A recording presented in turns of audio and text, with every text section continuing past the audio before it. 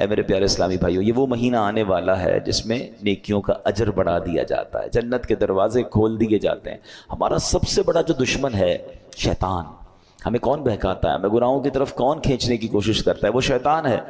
مگر شیطان کو قید کر دیا جاتا ہے، یعنی جس سے مقابلہ ہے نا اس کو تو قید کر دیا، اب ہمیں موقع دیا گیا کہ خوب نیکیاں کر لو۔ اور سبحان اللہ، اللہ قرآن مجید فرقان حمید میں فرماتا ہے شہر رمضان الذی انزل فیہ القرآن، یہ مہینہ کون سا ہے کہ رمضان کا مہینہ جس میں قرآن نازل کیا گیا۔ اس آیت کے اس جز سے پتہ چلتا ہے کہ یہ ماہ قرآن ہے، نزول قرآن کا مہینہ۔ ایک اور جگہ قرآن مجید فرقان حمید فرمایا جاتا ہے کہ یا ایھا الذین آمنوا کتب علیکم الصیام کما کتب علی الذین من قبلکم لعلکم تتقون، اے ایمان والو تم پر رمضان کے روزے فرض کیے گئے جیسے کہ پچھلی قوموں پر فرض کیے گئے۔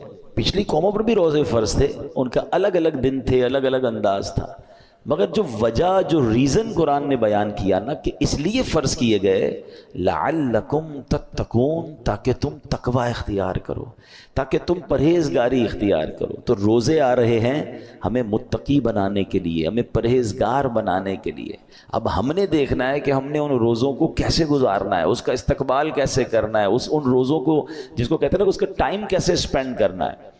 بدقسمتی یہ ہے کہ کچھ لوگ روزے رکھ کر بھی گناہ کر رہے ہوتے ہیں، روزے رکھ کر بھی اللہ کی نافرمانی کر رہے ہوتے ہیں۔ ایک بات یاد رکھیے، روایتوں میں آتا ہے کہ جو بندہ بھوکا پیاسا رہے، روزہ رکھے اور پھر بھی گناہ سے باز نہ آئے، تو اللہ کو ایسے بھوکا پیاسا رہنے کی کوئی حاجت نہیں ہے۔